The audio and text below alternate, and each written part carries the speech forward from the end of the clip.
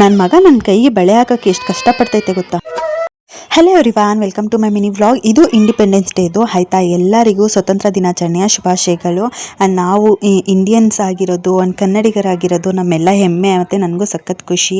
ನಾವು ಇದೆಲ್ಲ ನೋಡ್ತಾ ಇದ್ರೆ ನನಗೆ ನನ್ನ ಸ್ಕೂಲ್ ಲೈಫ್ ಎಲ್ಲ ಮೆಮೊರೇಬಲ್ ನೆನಪಾಗ್ತಾಯಿತ್ತು ತುಂಬಾ. ನಾನು ಗೌರ್ಮೆಂಟ್ ಸ್ಕೂಲಲ್ಲಿ ಓದಿರೋದು.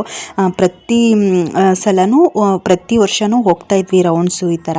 ಆ್ಯಂಡ್ ನನ್ನ ಮಗನಿಗೆ ಇವತ್ತು ಇಂಡಿಪೆಂಡೆನ್ಸ್ ಡೇ ಇತ್ತಲ್ವ, ಅದಕ್ಕೆ ಮನೆಯಲ್ಲೇ ಮ್ಯಾಚ್ ಆಗೋ ಥರ, ಅಂದರೆ ಕೇಸರಿ ಬಿಳಿ ಹಸಿರೋದು ಮ್ಯಾಚ್ ಆಗೋ ಥರ ಕಾಸ್ಟ್ಯೂಮ್ನ ರೆಡಿ ಮಾಡಿಕೊಂಡು ಒಂದು ಫೋಟೋಶೂಟ್ ಮಾಡೋಣ ಅಂತ ಮಾಡಿದೆ. ಏನು ಗೊತ್ತಾ, ಅವರು ದೊಡ್ಡವರಾದ್ಮೇಲಂತೂ ಫೋಟೋಶೂಟ್ ಎಲ್ಲ ಮಾಡಿಸ್ಕೊಳ್ಳಲ್ಲ, ತುಂಬಾ ಕಷ್ಟ ಇದೆ. ಆ್ಯಂಡ್ ಯಾವುದೋ ಒಂದು ಪಕ್ಷಿ ಬಂದುಬಿಟ್ಟು ಹೋಗೋದಕ್ಕೆ ಸಿಕ್ಕಾಪಟ್ಟೆ ಕಷ್ಟಪಡ್ತಿತ್ತು. ಅಜ್ಜಿ ಅದನ್ನು ಓಡಿಸಿದ್ರು ಆಮೇಲೆ. ಆ್ಯಂಡ್ ಇದು ನೆಕ್ಸ್ಟ್ ಡೇಯಿಂದ ವ್ಲಾಗ್ನ ಕಂಟಿನ್ಯೂ ಮಾಡಿದ್ದೀನಿ. ಸಂಡೇದು ಇವತ್ತಿನ ತಿಂಡಿಗೆ ಅವಲಕ್ಕಿನ ಮಾಡ್ಕೊಂಡಿದ್ವಿ. ಟಿಫನ್ ಎಲ್ಲ ಮುಗಿಸ್ಕೊಂಡು ಆ್ಯಸ್ ಯೂಶ್ವಲ್ ಕಿಚನ್ ಕ್ಲೀನ್ ಮಾಡೋದು ಇದೆಲ್ಲ ಇದ್ದೇ ಇರುತ್ತೆ.